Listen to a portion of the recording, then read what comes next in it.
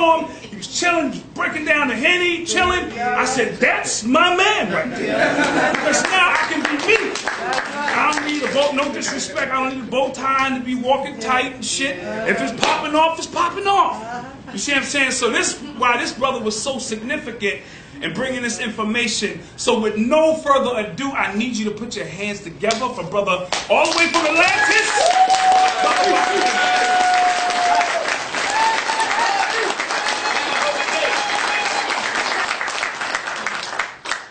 Brother, I wish you could hear him talk. You know, it's the brother from the UK. Wish you could hear him talk and all when he came ocean to be put to work.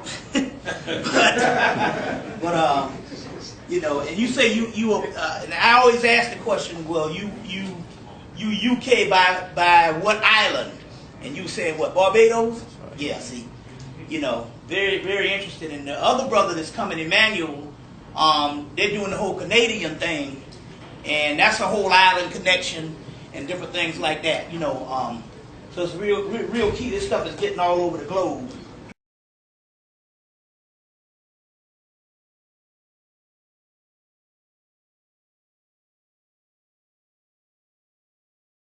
I'm getting all over the globe and all, you know. They contact me a couple of years ago.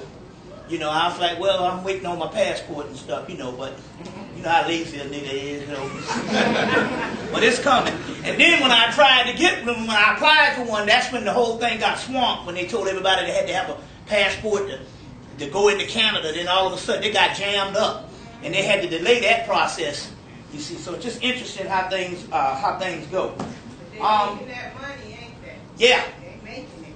You see, so now the day is a very unique day. Not only because it's Easter. And Easter can be found traced all the way back to ancient Hemmitt. Especially with the Easter egg hunt that you now, even to this day, and we know that after the story goes of after Osiris was cut up. And this is mythology. Osiris never existed as an actual human. You see what I'm saying? These are stories actually that's talking about a future race, talking about us. You see what I'm saying? After Osiris was cut up, Isis in order to find the parts of the body, they used the children of the Nile in the mythology to find the actual pieces of Osiris or Osa. So in so many words, that's what the origin of the whole Easter egg hunt, as well as the whole fertility aspect from the goddess Ishtar, Astarte, Anana, Het-Heru. This is also a great day for that also, as far as the whole fertility aspect of the whole the bunny rabbit and all of that stuff. So they took ancient festivals and then they fused the Christian stuff into it. You see what I'm saying? And this is how this happened. Let's take, for instance, one of the great ancient festival days that was set up by the Druids, which we now know that the Druids were none other than an earlier form of the Camites that migrated into Europe long before the Moors. You see what I'm saying? The Moors were what, the 800, 700, 800, but we're talking about that migrated into to Europe and built Stonehenge. And they had these rituals, these Druid rituals, and this is the basis for your Wiccan and your witchcraft stuff. This is all the practice and mysteries of Isis, Set. And so the Wiccans had several festival days in Europe. One of the festival days in Europe was honoring the god Pan, Dionysus, which is all forms of Osiris, and the Green Man, and which is the god of nature, the god of love. And the whole Osirian mystery in Europe. And later on, that was replaced with St. Patrick's Day, but they kept all the motifs, the green, the green man, and a lot of the motifs that go into to St. Patrick's had nothing to do with St. Patrick's. So in so many words, they can go and take an earlier festival and just set an icon in the middle of it, and you would think that the new person they set this stuff around had something to do with the inception of this particular festival. It was the same thing happened with December 25th, which is basically It's a day for all ancient gods. All ancient gods, fire gods, sun gods, or what have you, and later on, and also Heru, that later on became the whole Jesus thing. You see what I'm saying? And we'll get into some stuff that actually happened on that actual day. On that actual day. So now what we're going to do is so I want to put that in context with this whole Easter thing. But today is a very special day because we're going to honor, and I'm going to see if I can put this up here. We're going to honor, see, does this thing come on? Let's see. This is the brother C. Freeman L. Let's see if I got to see if I can hit it again. Here it is. This is an ancient master that just made the transition. Do me a favor, cut down the lights a little bit, just you dim them a little bit so they can see a picture of this brother. This brother, I don't know, C. Freeman L. was about yeah, that's cool. C. Freeman L. was about, I don't know, about 6'4", 6'5", and was one of the master teachers. Right after I started my lecturing, the first lecture I did was the Dogon lecture, like June 17, 1992.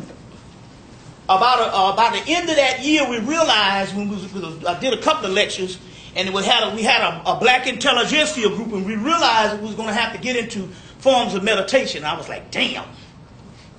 I said, man, where are we going to find the type of person to teach us the certain way?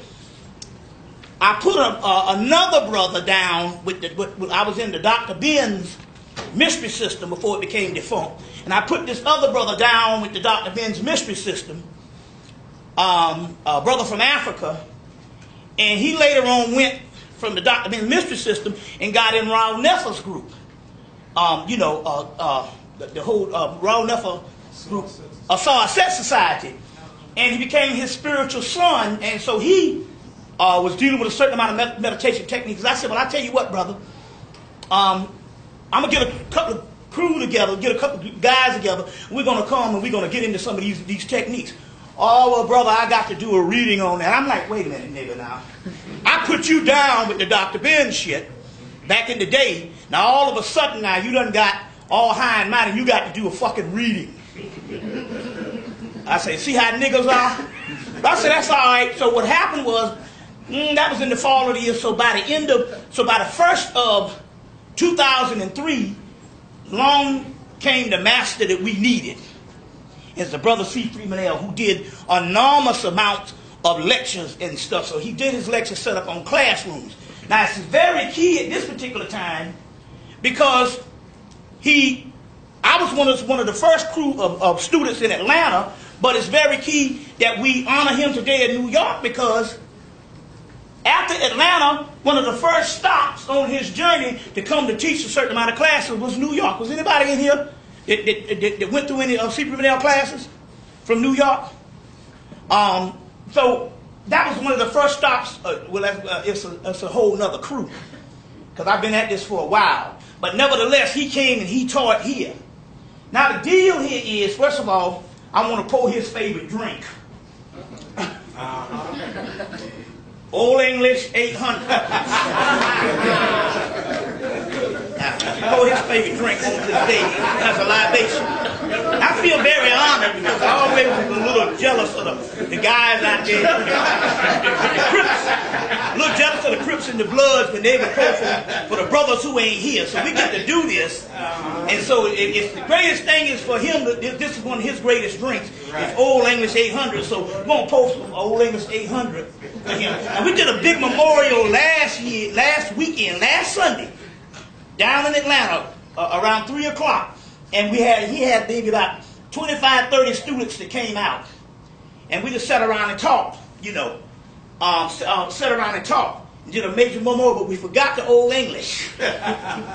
You see what I'm saying? So we got the Moorish calendar because he was a master Moor. And he was a part of a Moorish crew out of Ohio, which is a real long-standing tradition of the whole Moorish thing. You see what I'm saying? So I'm going to pour him some Old English. And then the brother Panic let us know that he was talking to the brother Tefiru, or Tef, who used to lecture here in Atlanta. I mean, here in New York. And Teff said it's interesting because the Old English, the 800 is when the Moors actually took over Europe. You see, they invaded in the 700, late 700, but it was actually the 800 was one of those key dates. And it's interesting because C. Freeman L., when we got in touch with him, he said it was quintessential that I had to leave on the 8th. Now, we in the place and we going through all this stuff, and I said, I forgot the 800, Old English 800, and when I stepped to go sit down, he whispered in my ear and said, no, that's not one of the reasons why I was drinking it. I was drinking it also because of the burgundy in it matched the burgundy fez that the Moorish brothers, you see what I'm saying? The Moorish brothers wear. So now, you say, well, what does this got to do with knowledge or whatever? You got to go back and look at your martial arts flicks. It is always, the master is never going to come, you see what I'm saying, looking a certain way. A lot of times, the highest masters, they're going to come as a drunken master. They're going to come like Yoda, living in a shithole eating stew. You see what I'm saying? So, this is the key on our perception. They said that the neophyte always looks at the apparent, what appears to be. And he's always fooled and can never really pick up things because he never know the master. Remember the story, is the great story that comes out of India about the guy goes to find God, and he goes to find God for 100 years down this long journey, couldn't find God, goes to find another 100 years and couldn't find God, goes to try to find God the 300 years and couldn't find God, but only thing he found on the side of the road was a doggone prostitute. And he said he was getting ready to start his journey for another set of 100 years on his journey for the 400 years, and he went up to the prostitute and said, can you tell me how to find God? Because you're the only thing I've seen. And the prostitute said, I'm God. He said, but you're a prostitute. He was like, no, this is the way it is. You see? And all that's in the universe, so you can't exclude anything. You said you can't exclude anything. So, and it's interesting how people are stuck in religion. One Hebrew brother heard this and he thought it was one of the most awful things he ever heard, as God being a prostitute. You see what I'm saying? I'm saying you have these particular notions and these particular dogmas that set up that you think that everything is going to come a certain way and confined in a certain way. That's the mystery of what is going on here when it comes to this brother. This brother smoked, chain smoked. But I do know one thing about this brother. He was 72 when he passed on 2 weeks ago. Now I do know something about this particular brother. 72 is there's 72 sons of Ptah, 72 spirits in the Goetia. 72 is a real key aspect. And the other stuff of 72, it's a real key things that goes on 72. So he chose. The conspirators of Set. And he chose that date to leave. Now, for a chain smoker to live at 72, we do know one thing about him. He could heal himself. And he used to tell me, he said, man, he used to tell me this, because what we did was we opened up an office down at Starbucks in the middle of downtown Atlanta. And so everybody who wanted to come see us, we sat around Starbucks and drinking coffee and shooting ideas and knowledge and different things like that. So we became comrades. And people said, well, you don't find Bobby Hemmitt or you want to find C. Freeman L., you got to go downtown to the Equitable Building. But that was our office in front of Starbucks for a year in 1998. And at the end of that year, John Henry Clark died. I made the transition, and Kwame Ture. And it's interesting, 10 years later to the day, C. Freeman L. makes the transition. But this is what I say about what was important about the 72. We know that he chose this for one reason. He told me that sometime in the late 80s or the early 90s, he said he felt a cataract coming on his eye. And he said, oh man, oh no, I gotta do something. He said he got down there and went into meditation and reversed that.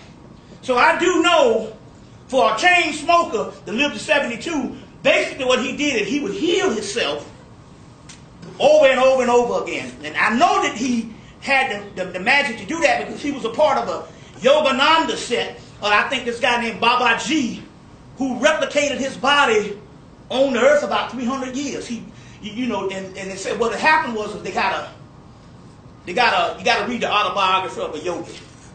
And what it is when they have a teacher that's real vital in teaching the students, and they don't get another teacher at that mastery level, then that means that teacher has to stay on the earth until they get a teacher on that mastery level. So as a result, they had some of these masters that would replicate their body and keep living for 200-300 years. You see, which is nothing, because you can look in the Bible and they tell you these types of stories. You can go into ancient African history and they tell you about people who used to live 200 and 300, 400 years. But they wasn't living 400 years just to be eaten. They was living because they had a spiritual purpose in it. They would have died, the earth would have lost some of that type of mastery of whatever it was that was going to ultimately uplift humanity. So these people had to stay till they could get somebody comparable enough so they could pass on. So he came, I knew he was a part of that system. That was one of his systems that he belonged to, that he had gotten into in the 1960s. So I knew that whenever I heard that, he was dying from cancer or whatever, and within the last couple of months, I said, oh, he just wanted to get the hell up out of Dodge, because I know he knows how to live on this earth or whatever kind of thing like that. I said, because I done figured it out. You see, I done figured it out. Hell, I can heal myself by any concoction of alcohol. You see what I'm saying? Any concoction of alcohol, I can heal myself. You see what I'm saying? I wouldn't ask you to try this type of stuff, because you got to be a master of it. But I'm just trying to say, I figured out what it is able to do to keep rolling. You see what I'm saying? And basically, all I'm doing is with the alcohol is I'm just basically taking the 3 sips at night and getting under the music, getting under the LP, the vinyl, and then tapping in and then letting whatever entity come in and heal you. You see what I'm saying? And heal you. And then I got so bad that the entities actually stopped coming. And then I realized what it was, and then in November, a couple of days before my birthday, I got electrocuted. And I'm not talking about like a shock. I'm talking about I was opening up a stereo receiver, and I bent over and forgot to unplug it. And the capacitor right there where the electricity comes in is a big block in the back of TVs and receivers. That little coil where the electricity comes from the wall. I bent over and I was sweating and ain't had on no shirt, and the damn shit stuck to my stomach. And I can pull it out. Anybody know that anytime something sticks to you, you are electrocuted. So it stuck to my stomach. And I'm looking down at this thing, and this thing is electrocuting me, and I'm going, wow. Let's see how far this shit goes. Where is this going to take something? What can I do? Then the pain got excruciating. And I realized, well, if I'm not going to die, I ain't going to suffer like this. And then I unplugged it. The point I'm trying to make is I got to that particular level. I had gotten to that particular level where basically what happens here, and we'll go into some of that science, you actually die in your sleep. You die in your sleep. And then another heartbeat takes over. So apparently I had gotten to that particular level that, there's all types of things that actually happen. And so, I don't advise you to go try this shit. You see, but I'm just trying to say, I knew that this brother C3 Manel had that ability. So when I heard he made the transition, I said, oh, he was trying to get the hell up out of Dodge. He said, yeah, he told the guys, he said, I'm going to go to a hospice and I'm going to ascend. He said, I want to go to a monastery, but he didn't have the money for that. So he said, I'm going to go to this hospice and I'm going to ascend. Plus they say what they do, they shoot your ass up with morphine. I said, okay. He went to the goddamn party. They shoot you up with morphine and you don't feel shit. I said, I know it. He bust up in that house, they shot him with that morphine, and I guess he was on a cool ride trying to get up out of here. And then, because it was the state program, they tried, because anytime you fuck with the state, you were nothing but experiment. Because it was the state, You see what I'm saying? Because he was in one of those old folks high-rise, and the senior living, the assisted living. And when the state got in, they tried to put him on chemo. So they tried to put him on chemo one day. The next day, he went into a coma. And 4 days later, he ascended. But the day after he went into the coma, we got in touch with him. And I was like, what's up? He said, man, I made it. I'm in Command Central. I'm up here with the masters. So I'm where I need to be. So in so many words, it was a spiritual experiment that he had been in for the last 40-something years that actually panned out. So whatever we're trying to do to ascend to a certain level, he actually successfully completed that. He was like, I'm up at the highest level in Command Central. So he said, man, I'm chilling. It's off the chain. And then 2 days later, and so what happened was, he had this thing, he said, GOD, generator, operator, and destroyer. And my brother, because I had a brother a year older than me and a brother a year younger, we all took his class on the first level, some of the first students. So my brother went into, so the first thing they did was, when he went into the coma, he said, don't resuscitate me. So the first thing they did is they hooked his ass up to the doggone machine. Because the state, the people were like, okay, he on this state thing, we're going to get this money from the state. So that probably kept on there 2-3 months. So my brother went in and said, generator, operator, destroyer. And the whole thing flatlined. The whole thing flatlined. And then it came back up. So what happened was, that was him telling him, yo, I'm where I'm supposed to be, and letting him know that he actually was hearing him say these things. You see, hearing him say these things. So, in so many words, we have an actual, master that's going on that particular level. You see what I'm saying? It's like sending a senator from your district. You see what I'm saying? To D.C. It's the same thing with sending somebody that we all knew to that particular level in the hereafter or that upper room. Somebody that we all knew to in the hereafter or that upper room. So it's real powerful stuff that's actually going down. But it's now. But one of the keys is, and I want to see something, is two things happened about him. And I might have to go up a little bit. He was writing a book on the Bible and astrology. That was his thing. You know, he was into the Hemmitt stuff and he was into the Moorish thing. He said, but if you're going to reach these people out here, you better know something about that damn Bible. So he was writing a book on Bible and the Bible and astrology. And but I said, well, why you've been writing that book since I knew you. Why you ain't finished? He said, well, I'm going to get about 600 pages. Make it hard for a nigga to bootleg it. So anyway, the eerie part about this is he never finished the book, but the day he died, a book came out called The Gospel of the Zodiac. And I looked at it and it was the same thesis of what his book was supposed to be. The Gospel of the Zodiac. You see. Another thing happened too. He would always tell his students, and I'm going to try to get to this particular part if I can. It's the master teacher. He would always try to tell his students, let's see, I hope that ain't all on there. Okay. You know, he always suggested this book, The Golden Age of the Moor.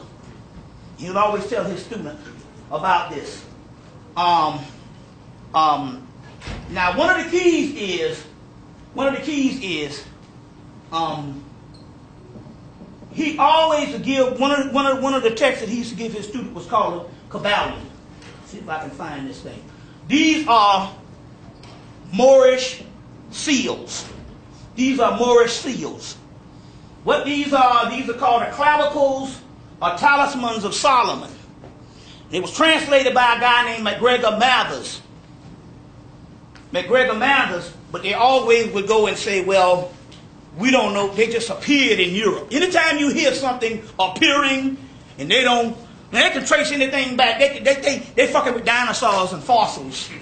They can trace things back to all kind of little hominid man and all these particular things. But all of a sudden now, when something appears in Europe and they don't know what it is, it means that they don't want you to know what it is. So these seals that was translated in the late 1800s by MacGregor Mathers are actually the seals of the Moors, the talismans of the Moors. And I got it's about maybe about 20 of them, and I got some over there for $5. These talismans of the Moorish seals. So this is science that we're digging up, that in actuality, when the Moors was in Europe, this is the type of stuff that they was teaching the Europeans in those major universities. You see, they call it clavicles of Solomon, but these are the Moorish seals.